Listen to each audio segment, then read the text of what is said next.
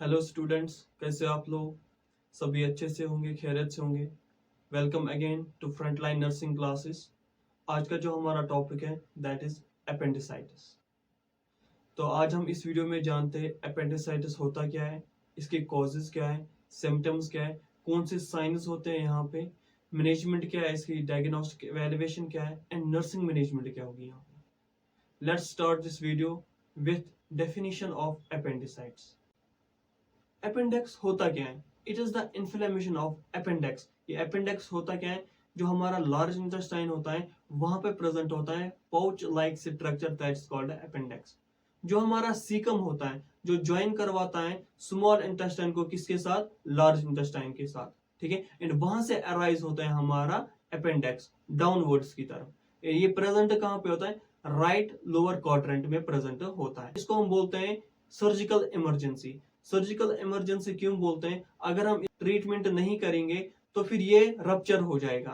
अगर ये रप्चर हो गया तो ये क्या करवा सकता है? पेरिटोनाइटिस करवा सकता है। ये सीवियर कॉम्प्लिकेशन है किसकी?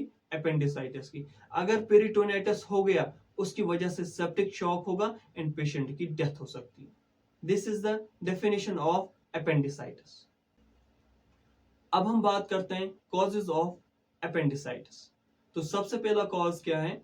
ऑब्स्ट्रक्शन ऑफ अपेंडिक्स, यानी कि अपेंडिक्स के अंदर ऑब्स्ट्रक्शन आना। अब ये ऑब्स्ट्रक्शन कैसे आएगी? फिकलेथ, पैरासाइट, ट्यूमर या enlarged lymphoid tissues.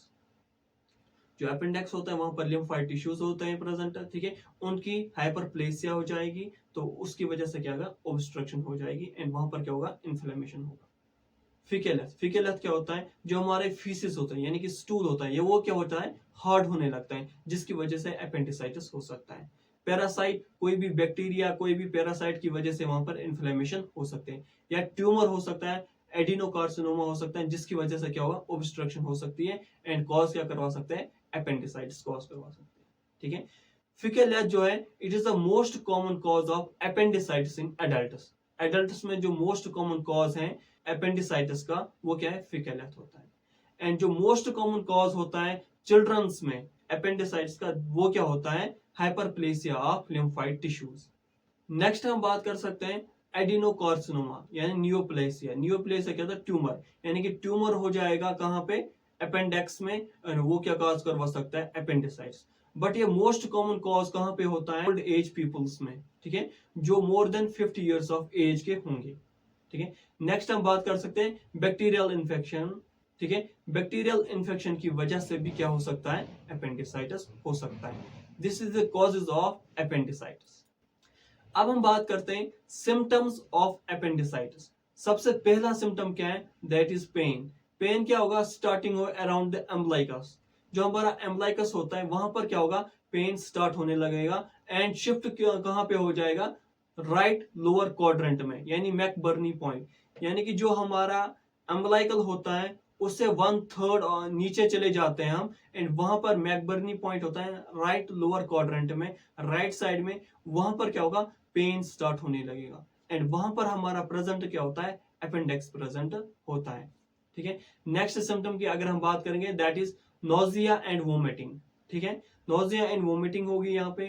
Third symptom क्या है यहाँ पे? लो ग्रेड फीवर हैगा विथ चिल्स, यानी कि फीवर भी होगा एंड पेशेंट को क्या होगी? ठंड भी लगेगी। ठीक है, फोर्थ सिम्टम क्या है? लॉस ऑफ एपिट्यूड, यानी कि एनोरेक्सिया। एनोरेक्सिया, भूख नहीं लगती है यहाँ पे पेशेंट को। ठीक है, fifth one is abdominal tenderness और रिबाउंडिंग टेंडरनेस। वो क्या होता है? जब हम प्रेशर अप्लाई करते हैं कहां पर? अपेंडिक्स पे। ठीक है, और जब हम वो प्रेशर रिलीव करते हैं, हाथ छोड़ देते हैं वहां पे, ठीक है, तो वहां पर पेन होने लगता है। That is called rebounding tenderness या एब्डोमिनल टेंडरनेस। ये हो गए सिम्टम्स ऑफ अपेंडिसाइटिस। अब हम बात करते हैं साइंस ऑफ अपेंडिसाइटिस की। यहाँ पर कुछ साइंस होते हैं जिनसे हमें पता चलता है पेशेंट को क्या है? अपेंडिसाइटिस है। सबसे पहले हम बात करते हैं पॉजिटिव स्वास साइन की। पॉजिटिव स्वास साइन क्या होता है? इसमें हम क्या करते हैं? पेशेंट को लेफ्ट लेटरल पोजीशन में बिठा देते हैं, ठीक है, फिर राइट लेग को बैक साइड की तरफ पुल करते हैं, फ्लेक्स करते हैं, ठीक है, उसकी वजह से पेन होता है। दैट इंडिकेट्स पॉजिटिव स्वास साइन। ठीक है, आप इस डायग्राम में देख सकते हो कि पेशेंट को हम यहाँ पर लेफ्ट लेटरल पोजीशन में बिठाया हुआ है एंड नर्स क्या कर रही है? काम राइट लेग को बैकवर्ड की तरफ फ्लेक्स कर रही है एंड पेशेंट को यहाँ जो रेडनेस है यहाँ पे वो क्या दिखा रहा है कि पेशेंट को पेन हो रहा है यहाँ पे, ठीक है। दैट इंडिकेट्स पॉजिटिव स्वास साइन। अब हम बात करते हैं ऑब्टरेटर साइन की। ये ऑब्टरेटर साइन क्या होता है, पेशेंट को हम स्पाइन पोजीशन में लिटा देते हैं, ठीक है।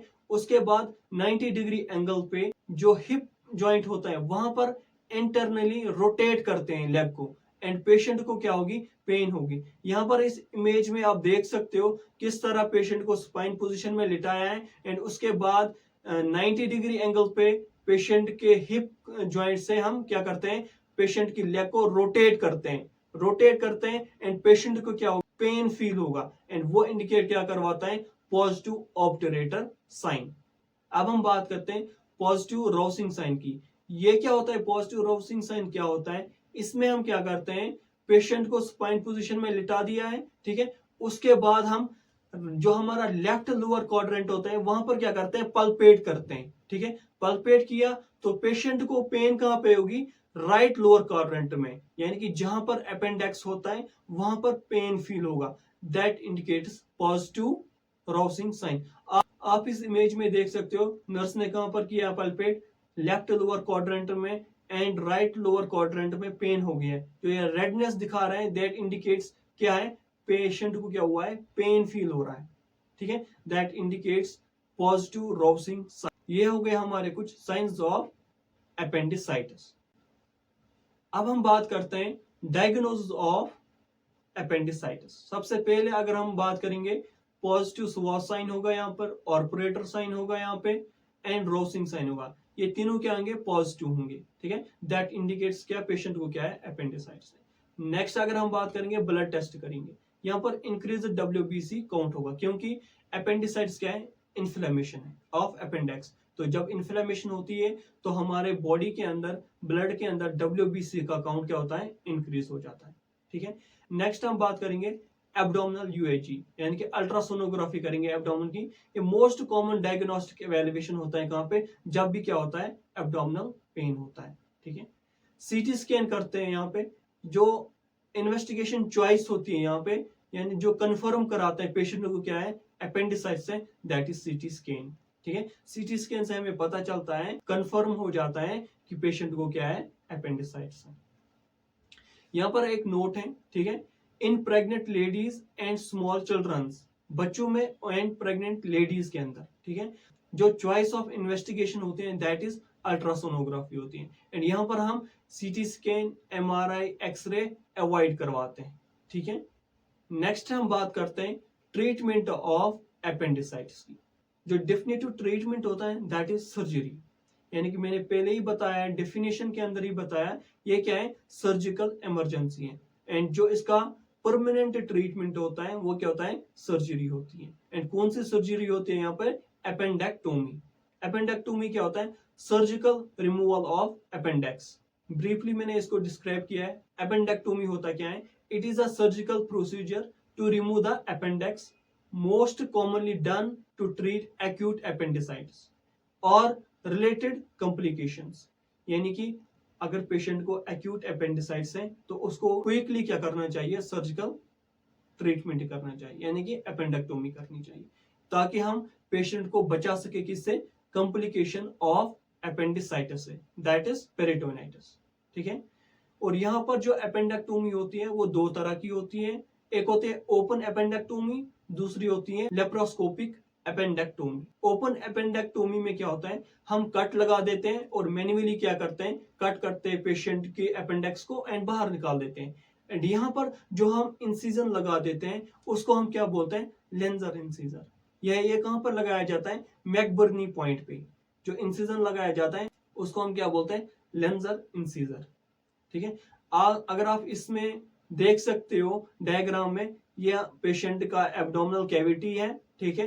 ये हमारा राइट लोअर क्वाड्रेंट है जहां पर अपेंडेक्स है, ठीक है, इन्फ्लेमेड अपेंडेक्स लिखा हुआ है यहाँ पे, ठीक है।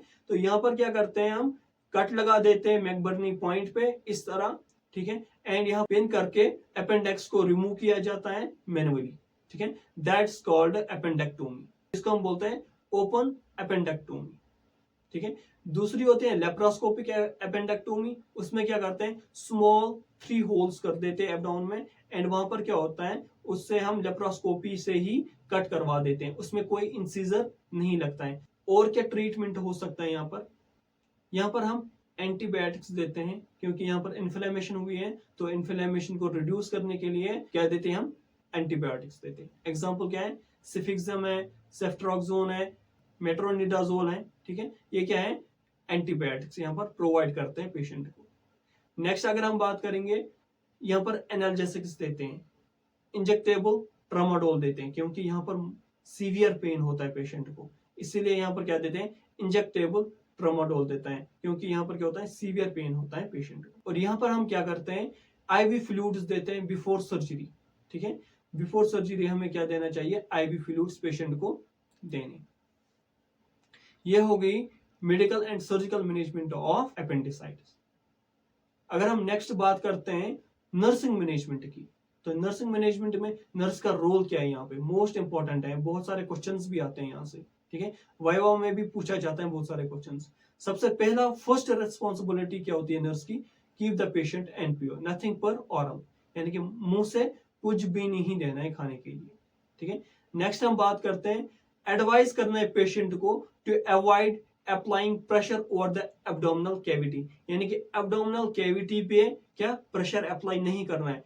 क्यों, क्योंकि उसकी वजह से क्या होता है, रप्चर हो सकता है एपेंडिसाइटिस, ठीक है। नेक्स्ट हम बात करते हैं, अवॉइड करवाना है मसाज, वार्म कंप्रेशंस, ठीक है, यानी कि वार्म हॉट वाटर बोतल हमें वहां पर नहीं रखनी है, ठीक है, मसाज नहीं करवाना है। क्यों, उससे क्या होगा, वेजोडाइलेशन होगी। जब वेजोडाइलेशन होगी वहां पर चांसेस होते हैं किसके, रप्चर ऑफ एपेंडिसाइटिस के। अगर रप्चर हो गया एपेंडिसाइटिस, ठीक है, वहां पर कॉम्प्लिकेशन क्या हो सकती है, पेरिटोनिटिस हो सकता है, उसकी वजह से क्या होगा, टिक शॉक होगा एंड पेशेंट की डेथ भी हो सकती है। और क्या कर सकते हैं नर्स यहाँ पे, पेशेंट को क्या करना है, लाई डाउन करना है विथ लेग फ्लेक्सेड, यानी कि नी चेस्ट पोजीशन देनी है, उससे क्या होगा, रिड्यूस होगा पेन। और क्या रोल हो सकता है नर्स का यहाँ पे, अवॉइड करवाना है एडमिनिस्टर ऑफ एनीमा, एनीमा यहाँ पे हमें नहीं देना है, ठीक है। एंड यहाँ पर कोई भी मेडिकेशन या कुछ भी हमें रेक्टल रूट से नहीं देना है। क्यों, उससे क्या होगा, वेगस नर्व जो होती है वो स्टिमुलेट होती है, एंड जब वो वेगस नर्व स्टिमुलेट होगी तो जीआई मूवमेंट जो होगा वो क्या होगा, इंक्रीज हो जाएगा, एंड जब वो इंक्रीज होगा उसकी वजह से रप्चर ऑफ अपेंडिक्स हो सकता है, उसकी वजह से क्या हो सकता है, पेरिटोनिटिस हो सकता है। This is the nursing management of appendicitis. अब हम बात करते हैं कॉम्प्लिकेशन।